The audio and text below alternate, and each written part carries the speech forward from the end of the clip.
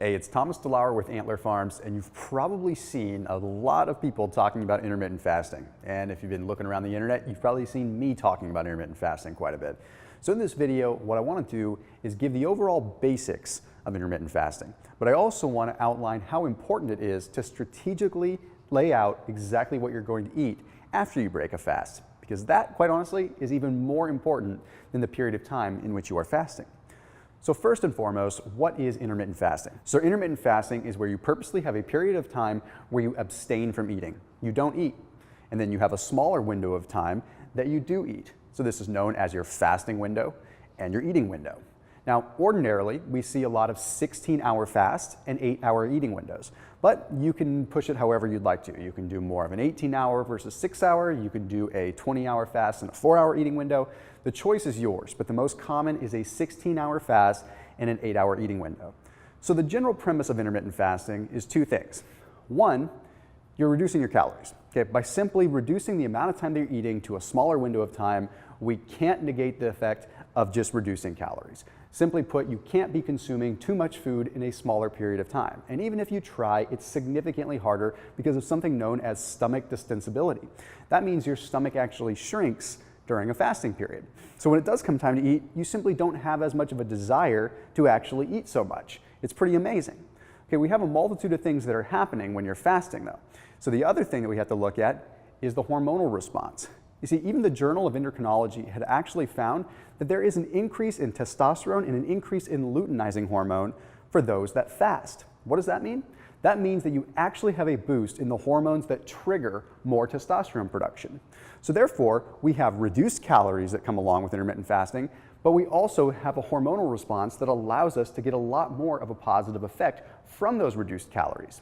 So that means the small amount of calories that you are taking in are allocated towards proper functions of the body. We're talking about things like building muscle and burning fat. So when you talk about intermittent fasting, some of the things that come to mind are, well, what can I eat and what can't I eat? So I figure in this basics of intermittent fasting video, I'd lay that out. When you are in a fasting period, you really should not be consuming anything that has calories. If it has a calorie, it's going to elicit a metabolic response, which means that it's going to technically break your fast. So things like water are okay, things like black coffee are okay, things like green tea, things like black tea, iced tea, all of that, those are okay because they don't elicit a metabolic response. There are no calories in them. In addition to that, you can add some sweeteners. You can do things like stevia. You can do things like monk fruit. Any zero-calorie sweeteners technically will not break a fast. Okay, so let's talk about when it comes time to actually break your fast. Okay, you've been fasting for 16 or 18 hours, and now it's time to eat. What do you do? Well, the simplest thing is you want to make sure that you're eating foods that are easy to digest. You see, once you've been fasting, you actually break down a little bit of what is known as your mucosal layer. This mucosal layer of your gut lining is what protects your gut from harsh foods. So you don't want to be eating super spicy things. You don't want to be eating very high fiber foods, things that have a lot of roughage and are hard to break down.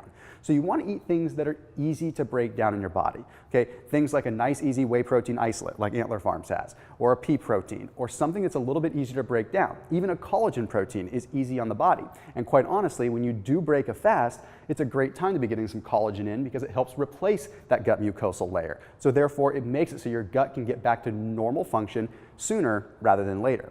Then what's really important is that you don't go overboard on the carbs. Okay? A lot of people, when they break a fast, they tend to go totally crazy on carbs because it's what they crave. Their blood sugar had dropped, and now they feel like they need to spike it with a bunch of sugar or a bunch of carbs. I want you to take very, very strong precaution to not do this. So one of the best things that you can do is have a small amount of carbs and a little bit of fat just to satiate you so that you don't end up rebounding and going crazy on the carbs. So how often should you fast? Well, generally, I recommend fasting 2 to 3 days per week to start. A lot of people think that intermittent fasting needs to be this thing that you do every single day, but that's not the truth. You don't have to do that. In fact, I recommend building up to that because if you start out just doing that every single day, you don't have a whole lot to work towards. If you were to fast every single day, there's not much more that you can add to the equation to get a better effect.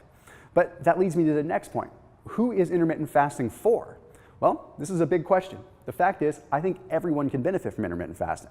Intermittent fasting, of course, is tremendous for fat loss because of the reduced calorie intake, but it's also tremendous for lifespan extension and for longevity, simply because what it does to your mitochondrial matrix and what it does to how cells actually function in your body.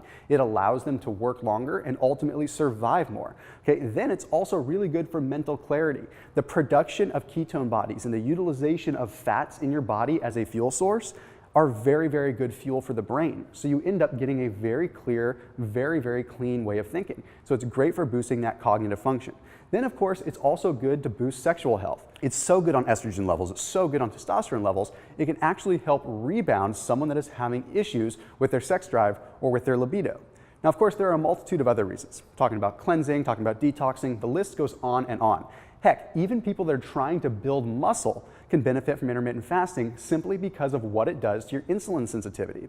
It makes it so that when you do eat, your body absorbs more of what you're eating in a positive way, meaning you can utilize that whey protein better, you can utilize that collagen better, and you can utilize whatever food you are eating for the betterment of your actual body. So this has been Fasting 101, just a general breakdown of what intermittent fasting is, the very basics of it, and what you can do when it comes time to breaking your fast. If you want to see more videos like this, just let the folks at Antler Farms know so that we can create more content to help you understand how you can get the best out of what you're already taking in the way of supplementation and get the best out of what you're eating in the way of good, wholesome food. So keep it locked in here with Antler Farms. We'll see you soon.